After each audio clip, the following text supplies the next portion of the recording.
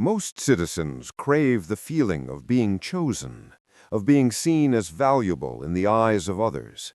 Yet few pause to question why attraction, whether in politics, love, or leadership, grips the heart so completely. Attraction is not merely the flutter of desire.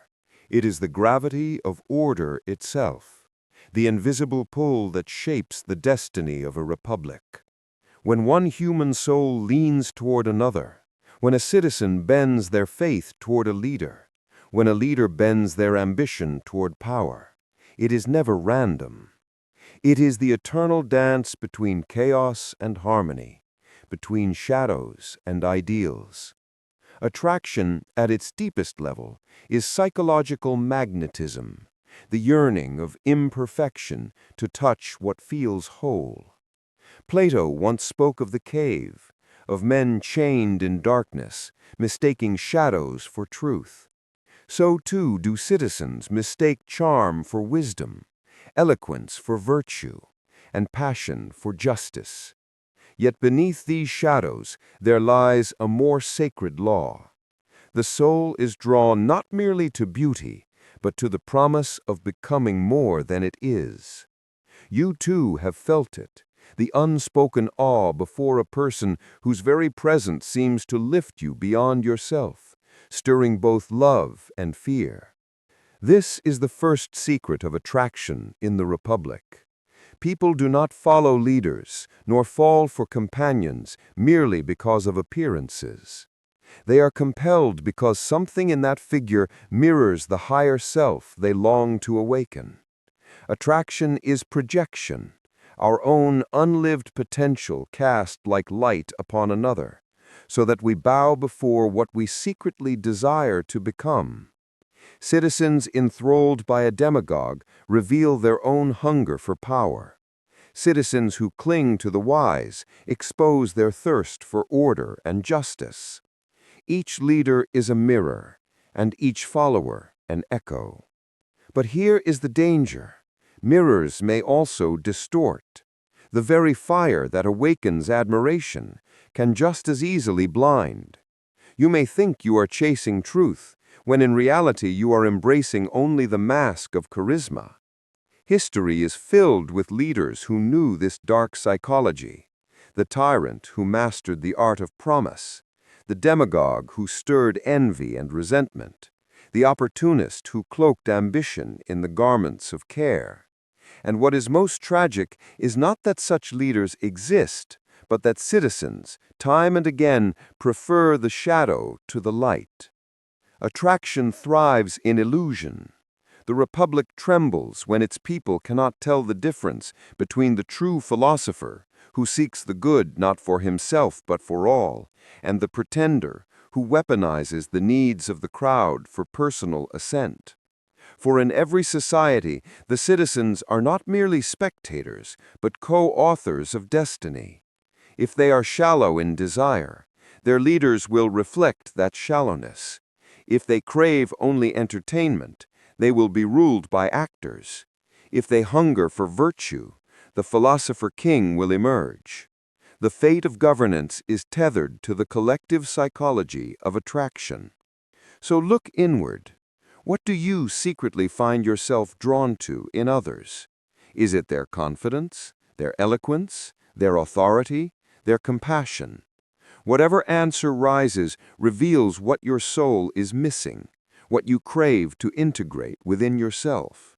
To admire courage is to confess your own fear. To follow wisdom is to reveal your longing to be whole. The Republic is nothing but a mirror of this same law, writ large across the faces of its citizens. Yet there is a higher form of attraction, one Plato and the Stoics whisper of, the pull toward the good itself. Unlike the fleeting fascination with charm, this attraction is not enslaving, but liberating. It does not bind you in dependency, but lifts you toward freedom. Imagine a leader whose charisma is not rooted in personal gain, but in the steady calm of justice, who radiates the inner fire of Marcus Aurelius, unmoved by applause or ridicule. Imagine citizens who choose not out of frenzy or fear, but from disciplined clarity.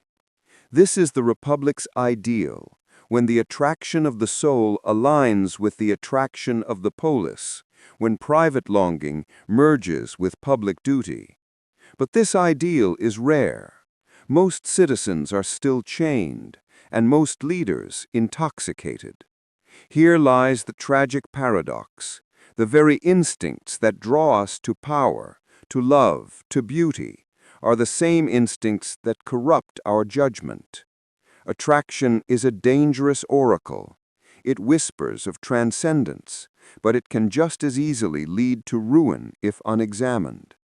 And so the philosopher must step in, not as a cold figure of intellect, but as the guardian of desire itself.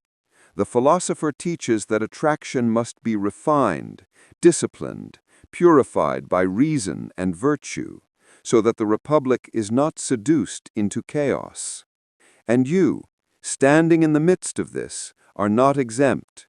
Each choice you make, to be moved by rhetoric, to be persuaded by appearance, to surrender to impulse, feeds into the fate of your city, your nation, your republic. Attraction is never private. It ripples outward from fart to governance, from bedroom to battlefield, from dinner table to Senate hall. The true danger is not that you are drawn to others, but that you do not know why. The Republic, like the human soul, is divided between reason, spirit, and desire. Attraction moves through each of these layers like a hidden current. When citizens are guided by unrefined desire, they chase the glitter of surface pleasures, entranced by the intoxicating beauty of leaders who promise indulgence. When spirit dominates, they are drawn to displays of power, discipline, and victory, bowing to conquerors who seem invincible.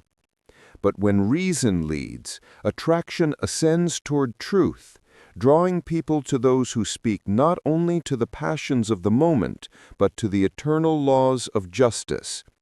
The destiny of a republic, then, depends on which part of the soul its citizens allow to rule their longings. Consider the tragedy of societies seduced by spectacle. Citizens clap for rhetoric louder than they question policies, surrendering reason to the theater of charm. They fall not because leaders are skilled, but because the people themselves hunger for distraction more than truth. The Republic in such times becomes fragile, trembling under the weight of its own immaturity. Leaders reflect the shadows of their people. Shallow attraction creates shallow governance. Yet when attraction is elevated, when the people yearn for wisdom, when they crave equity over excitement, the very same mechanism births philosopher kings. Attraction, therefore, is not the enemy. It is the raw material out of which virtue or tyranny is formed. Ask yourself, whom do you admire in silence when no one is watching? Is it the loud voice that commands obedience, or the quiet soul who bears the burden of justice without applause? Your secret reverence shapes your public world. Plato knew that the Republic becomes what it loves. If it adores luxury, corruption follows. If it adores power, war awaits. But if it adores virtue, then attraction blossoms into harmony, drawing all toward the higher good. And yet attraction is not confined to the grand stage of politics. It moves also in the most intimate exchanges between citizens. The way one chooses a friend, a lover, a confidant, is the same pattern by which societies choose rulers, for every bond is a microcosm of governance. When you are drawn to someone because of their strength, you are electing a monarch over your heart. When you fall for someone's chaos, you are surrendering your order to a tyrant. When you admire wisdom, you are establishing a philosopher within your private republic. Every relationship is a rehearsal for citizenship. Every choice of admiration is a vote cast toward the fate of your inner state. The Stoics remind us that attraction cannot be trusted unless tested by discipline. Seneca warns against the fever of admiration. Marcus Aurelius insists that beauty fades without virtue. Epictetus commands that nothing external is truly ours. These voices echo across time to remind both leaders and citizens, mastery of the self precedes mastery of the state. A leader without self-control is a danger. A citizen without discipline is complicit in tyranny. Attraction, ungoverned, becomes enslavement. Attraction disciplined becomes elevation. There is also the psychology of scarcity that drives attraction. People chase what feels scarce, rare, withheld. Citizens idealize leaders who stand apart, who seem untouchable, who radiate mystery. Lovers pursue those who withhold attention, believing distance signifies value. In truth, the scarcity illusion is a trick of the psyche, a manipulation easily weaponized. True leadership is not scarce, it is abundant in wisdom and service. True beauty is not hidden, it is revealed in the constancy of virtue. And yet so many republics collapse because their citizens mistake scarcity for greatness, giving power to those who play games with attention rather than serve the good. Attraction, when purified, ceases to be about possession and becomes about participation. The highest form of desire is not to own another, but to rise with them toward the eternal. When citizens are drawn to the philosopher king, they do not seek to control him, they seek to join his vision of order. When one soul is drawn to another in love, the truest attraction is not conquest, but mutual assent. The republic thrives when its people rise together, not when they are enslaved to one another's shadows. So it becomes clear, the measure of a republic is not found in its laws alone, nor in the speeches of its rulers, but in the psychology of attraction that flows through its citizens. If they allow themselves to be enchanted by masks, tyranny will reign. If they discipline their admiration, demanding virtue before beauty, the republic may endure. The fate of governance lies not in marble halls, but in the hidden chambers of desire. And you, if you wish to stand free, if you wish to contribute to a republic worthy of endurance, you must examine the gravity that pulls at your heart. Attraction is inevitable, but it is not innocent. Ask always, does this pull elevate me toward justice, or does it drag me deeper into illusion? Every answer you give reshapes not only your life, but the destiny of the collective. When attraction matures, it becomes something greater than fascination. It becomes reverence. Reverence is not blind adoration. It is the recognition of order, of balance, of alignment with something beyond the self. In the Republic, reverence is the invisible architecture that sustains law and virtue. Citizens who revere justice more than wealth, leaders who revere truth more than applause, lovers who revere the soul more than the body, these are the forces that prevent societies from crumbling into chaos.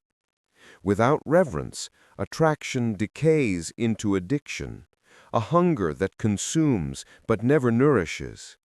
With reverence, attraction becomes a guiding flame, steady enough to light the path for generations. Yet reverence demands courage, for it asks one to resist the seductions of immediacy.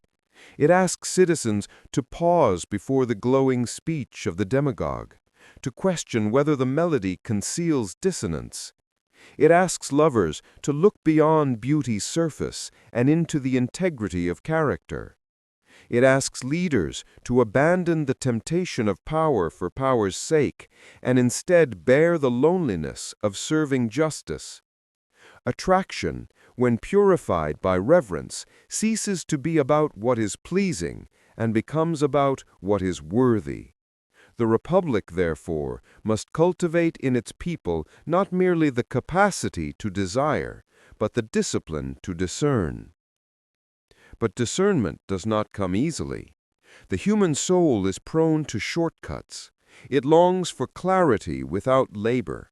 And so many rush to elevate those who shine brightest, never questioning the fuel that sustains such brightness.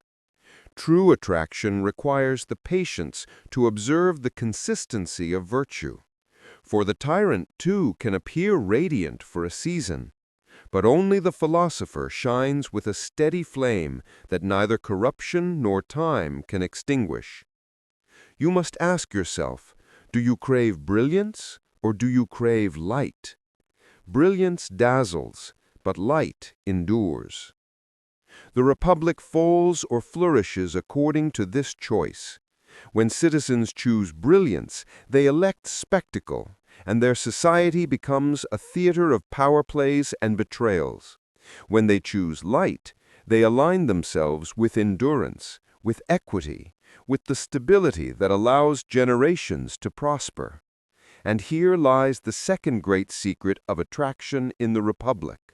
Attraction is not only about what you are drawn to, it is about what you choose to remain loyal to once the first thrill has faded. Consider how nations rise and collapse.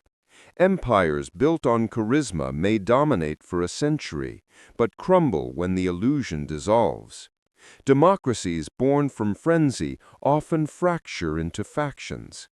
But where attraction is rooted in loyalty to justice, to law, to the eternal good, societies achieve a harmony that outlasts even the rulers themselves.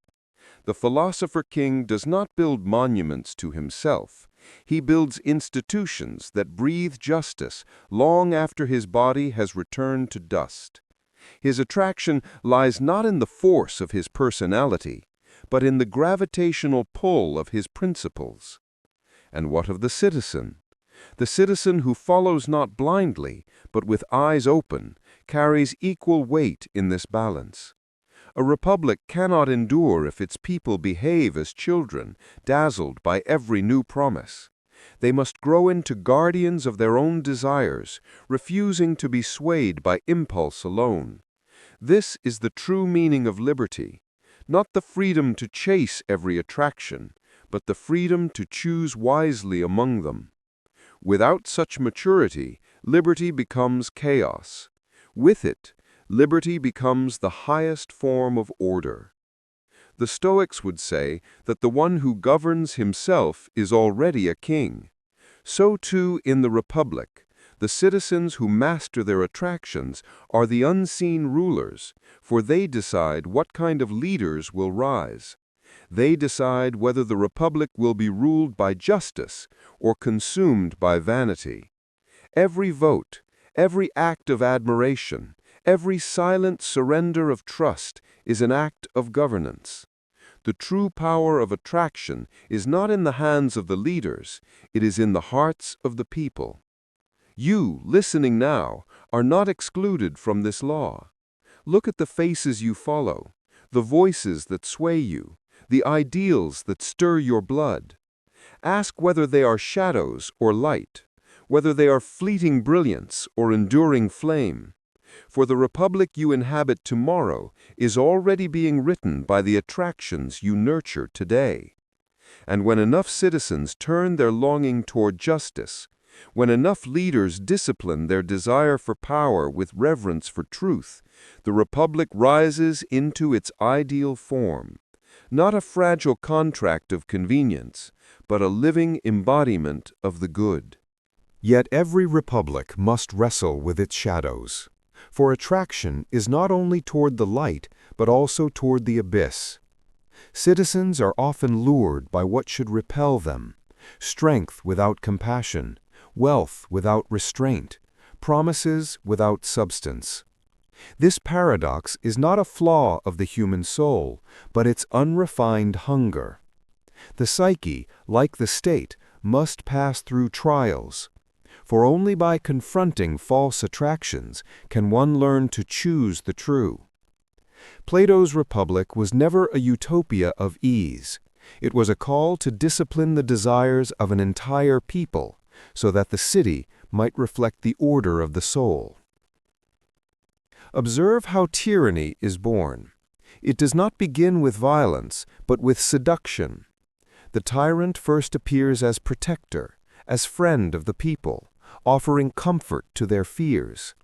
Citizens enchanted by his attentiveness surrender their vigilance. They mistake manipulation for care, passion for principle, force for leadership. The tyrant thrives not because he is powerful, but because the people themselves are attracted to the illusion of safety. Attraction here becomes the instrument of enslavement. This is why Plato demanded the guardians of the city be philosophers. Only those who love truth more than comfort can resist the siren song of false saviors. But there is also another danger, the attraction to passivity. Citizens weary of responsibility withdraw, leaving governance to others. In this abandonment, they create a vacuum where opportunists ascend. The Republic is not destroyed only by corruption from above, but also by apathy from below. To be drawn to ease, to let others bear the burden of justice, is itself an attraction as dangerous as tyranny. For every citizen who turns away from responsibility invites the slow decay of the state. And still there remains hope, for attraction can be reborn. Just as a soul can rise from shadow into light, so too can a republic redirect its desires. When citizens awaken to the emptiness of false promises, when they recall that their deepest longing is not comfort but dignity, not spectacle but fairness, the cycle can turn. The philosopher king is not merely an individual ruler. He is the embodiment of a society that has chosen to love wisdom above illusion. His power comes not from force, but from the citizens' attraction to the higher good. In modern times, this ideal whispers even through democracy. Though no single philosopher king rules, the collective itself may ascend into wisdom if its citizens discipline their longings.